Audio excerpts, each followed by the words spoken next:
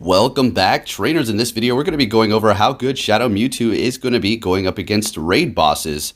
And yesterday, if you did miss it, we did take a look to see how good it is going to be in the Master League. It performed okay. Just the quick gist of it, as you can see, Mewtwo number 3 in Master, and then Shadow is going to be number 4. My personal experience with the Shadow Mewtwo in Master League is it hits hard and it's basically going to draw a shield no matter what charge move you're going to be using. The only problem that it does have is it is extremely squishy, so if you're thinking you're going to save your shields for it, all of a sudden you're going to be getting taken out by quick move damage, so look out for that. But there's good news. It's all good, guys.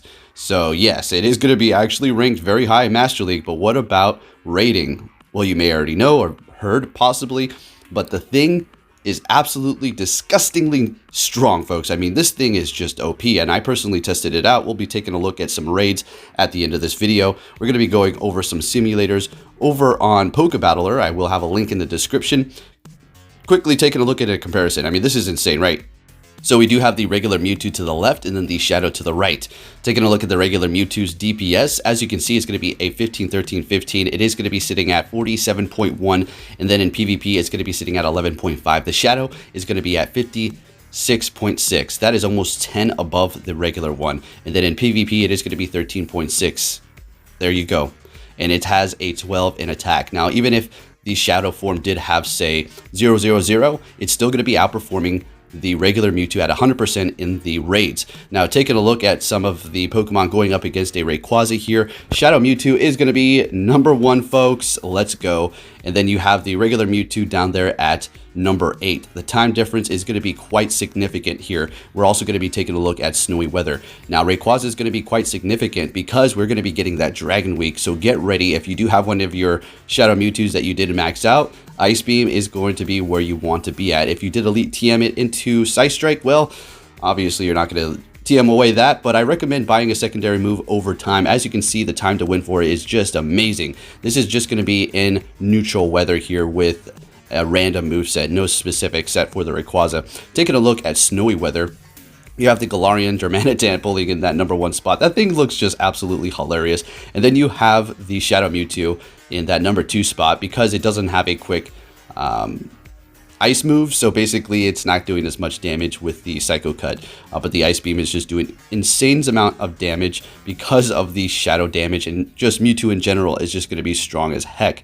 And then you have the next ones down below it, which are, you know, it's those ones are not too far behind, but Shadow Mewtwo is going to be great. Yes, it's going to be calling for 18 of those, but realistically, honestly, nobody's going to have multiple. Simple as that. You're just going to go in there with your Mewtwo Shadow in the front, and that's it. Going up against Machamp here, which we're also going to be taking a look at personally in that raid, because I did test it out. We have that Shadow Mewtwo with Confusion and Psy Strike, and then the regular Mewtwo with Confusion and Psy Strike. The time to win for the Shadow is going to be 82 seconds, and then for the regular one is going to be 98 seconds. So quite significant, and man, wow. I didn't know that they were actually going to do this. Like, when I saw the leaks from miners, wow.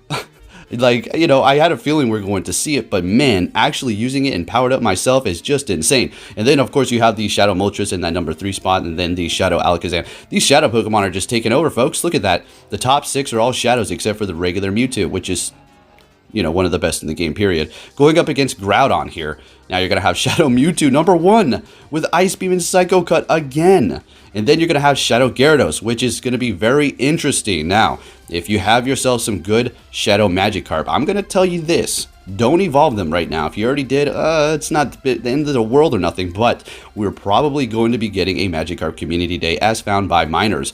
Now, taking a look at the top 4 here, look at the time to win. That's going to be 46 of those, and then the Gyarados at 33. So the Mewtwo is just blowing everything out of the water as far as the time to win. Again, we're not going to have multiple of those. That's why you're going to be leading it in the front, and it's just going to be doing massive damage with Ice Beam. Now, you can't take a hit, but you're going to be dishing out the damage. And then you have that Shadow Articuno, which, if you did get the ticket yesterday and got yourself a good Shadow Articuno, you may want to consider powering that up because it is actually going to be pretty good in the Master League, Open Master League with legendaries around. I mean, it can find some usability with some of the Pokemon roaming around. You may find some trouble, but nonetheless, Articuno with good IVs, Shadow Form, looking good. Going up against itself, all right, Mewtwo. We have Shadow Weavile in that #1 spot, and then Shadow Mewtwo with Shadow Ball. So there is another caveat for it. So we have, the thing is, you can use 2 Elite TMs on this. Man, quite the investment. You have all the rare candies, and then you have the Stardust to power it up. That secondary move, and then you have the Elite Charge TMs that you can dump 2 into to get both Side Strike and Shadow Ball. Is that something you want to do? I'm going to tell you straight up, folks, no, don't do, I mean, if you do it, then fine, but you're going to be wanting to TM away 1 move constantly to kind of adapt to whatever raid boss you are going to be going up against. One solid move to have all the time is going to be Side Strike. The other move, going to rotate it. Now the question is, are we going to be able to Mega Evolve Shadow Pokemon? Because if we can, Mega Shadow Mewtwo, both X and Y, I mean, we're getting into Final Fantasy bosses here. Like, this is insane. What's going to give? Like, how is this going to work? Because it's going to be so dang strong. All right, so let's go ahead and take a look at some of these raids here. Going into the Machamp raid. Now, we're also going to be taking a look at 2 Hariyamas. Now, I want to show you a trick. My friend invited me to a raid, and I told him to back out, and I would be able to continue on. And what happens is, he sets up a raid for me remotely, and then he can leave, and he doesn't even use his raid pass while I'm able to do the raid that I want. So take note of that. We've talked about this in raid tips probably like a week ago, going over the fact that you can do that, but we didn't physically show it, but I want you to see here. So pretty awesome, right? So who knows when they're going to be patching this, if they ever do, or maybe it's a feature that they intended, or maybe it's just another loophole in the game. But for now, you can invite people to a raid who are looking for something specifically, and then back out if you do not want to use that pass. So going in here, we have Confusion and Side Strike. We do have that secondary move, Focus Blast, set up for PvP, but will fluctuate between different raids in the future. And I'm just going to tell you straight up here, I can't back out and retry because this is a remote raid. He invited me and backed out. If I go all the way out, then I can't get back in. And my dodging is a little spotty, but that's perfectly fine. It doesn't matter. Even if we faint out, we're just going to be able to revive it, go back in, because the thing is just putting off so much damage.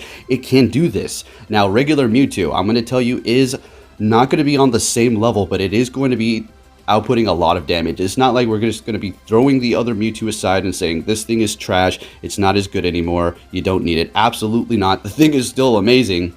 And Shadow Pokemon are so steep to invest in. And if you're thinking, well, I didn't get a good IV, I have 10, 10, 10, or 10 attack, right? That's the most concern that we all have, because it's what you want to do the most of. You're good. Just to let you know, you are perfectly fine with 10 attack. You're going to be fine with 0 attack in your Shadow Mewtwo, and you're still going to be outperforming a 100% IV regular Mewtwo, and simple as that, okay? So if you're have any doubts whether or not you should power yours up, I mean, I will say this. There might be some glimpse in the future where they give us another Shadow Mewtwo, and you might get a better IV one. But in which case we do get that happen, then guess what?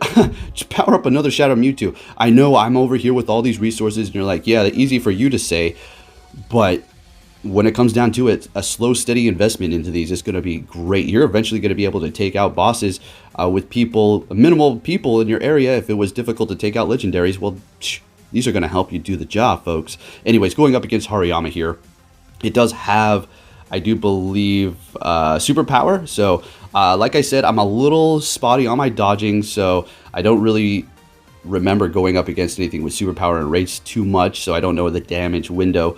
But anyways, look at what we're doing here. It took me a couple of tries because I had, like I said, get the dodging down. I wanted to go in here with 1. I didn't want to back out and then revive it. I just wanted to do a clean 1 and done here. So great. We had Bullet Punch and superpower on this Hariyama, and we're able to take it out with 1 Shadow Mewtwo. Can the regular Mewtwo do this as well? I do believe it can. I do believe it can, right?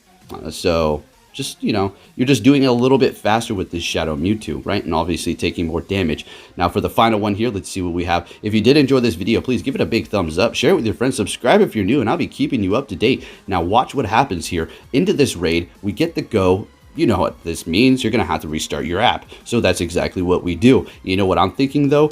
Shadow Mewtwo is such a beast that if I'm not down below 50% health, I'm going to keep going because I don't want to sit in that lobby timer all over again and wait for it to count down. We're just going to go in here and just start swinging, or start throwing mental swings and see what we can do here. So we have the timer almost down to half. Our health has about 25 to 20% health down on it.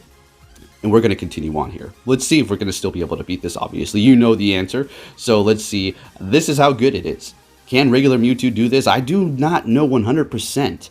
I have done these things before, but I don't know about the whole laggy lobby with less health and less time. I know time isn't an issue. It's more so about just being able to take it out before you faint out. And if you're thinking, well, isn't regular Mewtwo, bulkier than the Shadow? Yes, but you're doing more damage with the Shadow, so you can take it out quicker. Anyways, thank you for watching, folks. Like I said before, give it a big thumbs up if you did enjoy this. Hope this helped you make your decision on whether to power it up. Take care.